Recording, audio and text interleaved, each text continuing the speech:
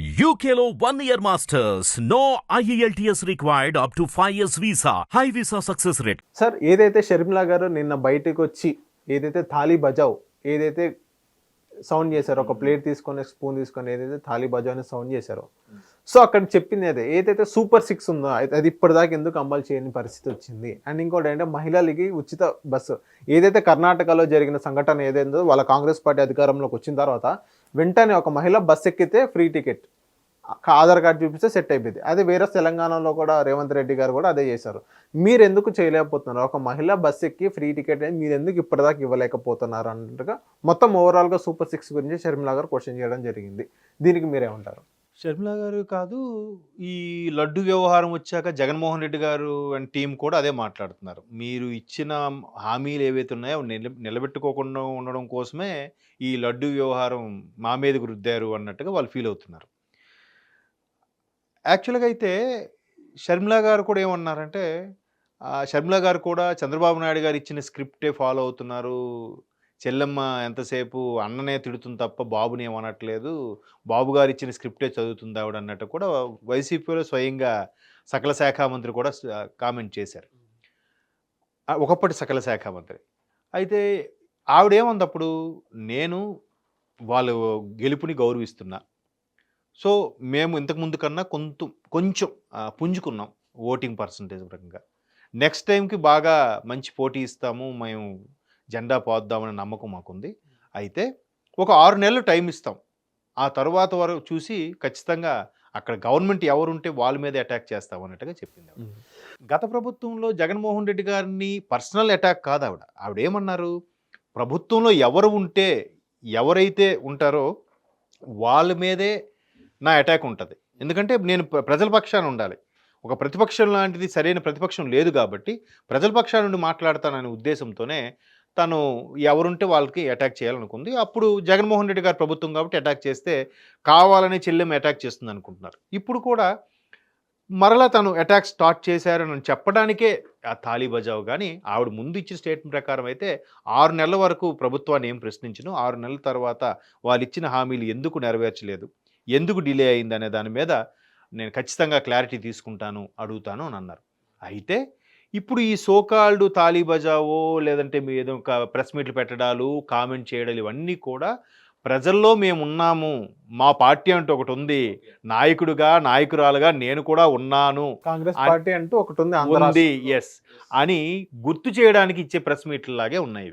Okay, ఎందుకంటే అన్నగారు ఏ party ruling చేశారో అందరికీ తెలుసు, క్లియర్ కట్ అది. దానివల్ల ఏం చేశాడంటే మొత్తం ఊడ్చేశాడు ఆయన. ఊడ్చేయడమే కాదు, పక్కింటి నుంచి ఆ పొరిగింటి నుంచి కూడా అప్పులు తెచ్చి మరీ వాడేశాడు ఆయన.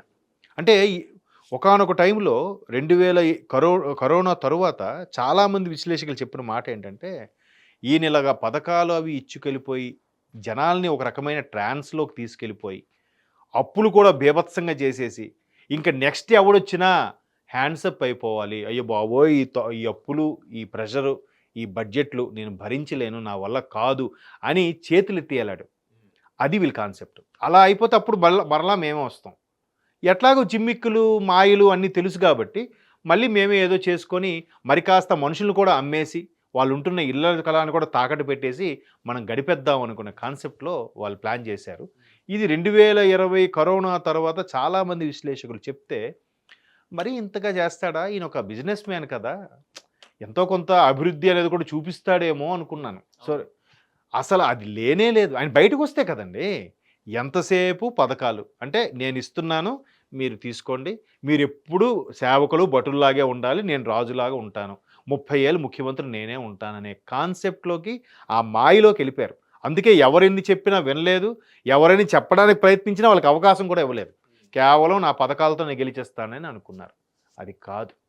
సో ఇప్పుడు ఉన్నామని చెప్పే వీళ్ళందరూ కూడా బయటకు వస్తున్నారు. ఇప్పుడు నిన్న వంశీ గారు వలంని వంశీ కొడాలి నాని ప్రెస్ మీట్కి కూడా అదే పరమార్థం, ఇప్పుడు షర్మిలా గారు చెప్పిన దానికి కూడా అదే పరమార్థం. అయితే ఇక్కడ గవర్నమెంట్ కూడా ఏం చేస్తుంది, వాళ్ళు అంటారని తెలీదా, వాళ్ళు అటాక్ చేస్తారని తెలీదా, వీళ్ళు ఎన్ని మాట్లాడుతున్నా మంత్రులు కొంతమంది రెస్పాండ్ అవుతున్నారు, అప్పుడప్పుడు పవన్ కళ్యాణ్ గారు రెస్పాండ్ అవుతున్నారు, కానీ బాబు గారు రెస్పాండ్ అవ్వట్లే.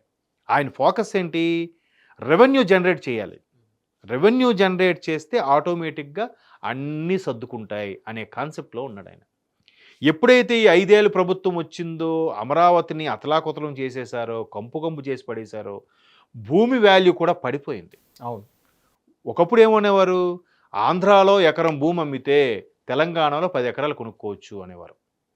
కానీ ఇప్పుడు ఎలా అయిపోయింది, తెలంగాణలో 1 ఎకరం భూమి అమ్మితే ఆంధ్రాలో 10 ఎకరాలు కొనుక్కోవచ్చు అనే స్థాయికి తీసుకొచ్చాడు ఆయన జగన్మోహన్ రెడ్డి. మరలా ఇప్పుడిప్పుడు పుంజుకుంటుంది.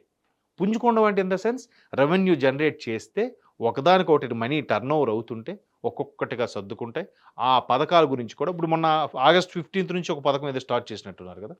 సో నెక్స్ట్ క్యాంటీన్ది, తర్వాత రేపు దసరాకు ఒకటి ప్రపోజల్లో ఉంది, దీపం పథకం స్టార్ట్ తర్వాత దీవాళికి ఒకటి ఉంది. అంటే వాళ్ళు మెల్లమెల్లగా బడ్జెట్ కూడా చెక్ చేసుకుంటున్నారు.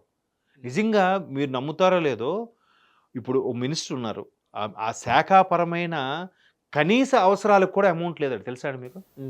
ఇప్పుడు ఒక శాఖ, ఒక మంత్రి ఉన్నారు, ఆ మంత్రి ఒక ఎక్స్ అనే శాఖకి మంత్రి, ఆయనకు ఒక బొగ్గ కారు, ఆయనకు ఒక మంది మార్పులో, ఆయనకు ఒక ఆఫీసు, ఇవన్నీ కూడా మెయింటైన్ చేయడానికి వాళ్ళకి జీతాలు టీఏడిఏలు ఇవ్వడానికి కూడా లేదంట. జీతాలకే చాలా ఇబ్బంది పడుతున్నారు. ఎలాగో ఒకలా చేసి ట్యాక్స్ లోపల వచ్చినవి చేసి వీళ్ళు మినహాయించుకొని మెల్లమెల్లగా చేస్తున్నారు. ఇప్పుడు నామినేటెడ్ పోస్టులు ఎందుకు తీయలేదంటారు, ఎందుకు డిలే చేస్తున్నారంటున్నారు? ఎందుకని అంటారు? ఇదే ఫండ్స్ కూడా. ఇప్పుడు నామినేటెడ్ పోస్ట్ ఇచ్చి కానీ సరిపోదు కదా, వాడికి ఒక హోదా, వాడికి ఒక మంది మార్పులం, వాడికి ఒక ఆఫీసు, వాడికి ఒక జీతం, అలాగే ఎన్ని నామినేటెడ్ పోస్టులు ఉన్నాయి, దగ్గర సుమారుగా 160 ఎన్నో ఉన్నాయంట. అన్నీ కలిపి నేను ఇప్పుడు టీటీడీ బోర్డు కానీ, బీసీ సంక్షేమం కానీ, రకరకాల ఏపీఎస్ఆర్టీసీ సంబంధించి కానీ, ఇవన్నిటి కూడా ఎక్కడవుతుంది? సో మెల్లమెల్లగా వస్తాయి, ఒక్కొక్కటిగా చేస్తారు. చెయ్యకపోతే అప్పుడు అనాలి. ఇప్పుడు ఇదే కాంగ్రెస్ గవర్నమెంట్ మీరు ఎగ్జాంపుల్ చెప్పారు, గెలిచిన మరుక్షణం బెంగళూరులో ఫ్రీ బస్ ఇచ్చారు, తెలంగాణలో ఫ్రీ బస్ ఇచ్చారు, ఆంధ్రాలో ఇవ్వలేదని. సరే, ఇదే తెలంగాణలో దాన్ని ఏమంటారు, రైతు రుణమాఫీ ఎన్ని రోజుల తర్వాత చేశారండి?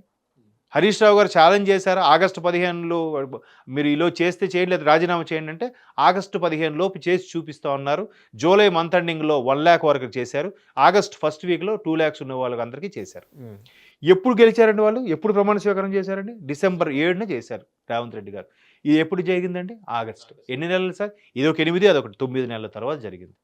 ఒక్కొక్కదే పైగా ఏంటిది, full fledged well established and well settled state ఇది తెలంగాణ. మరి ఆంధ్రప్రదేశ్ ఇది కుక్కలు చించిన విస్తరిలా తయారైంది. 2014లో ఏదో ఒక్కొక్కటి వస్తున్నాయి, సెట్ అవుతుంది, విభజిత ఆంధ్రప్రదేశ్కి ముఖ్యమంత్రి చంద్రబాబు అయ్యారు.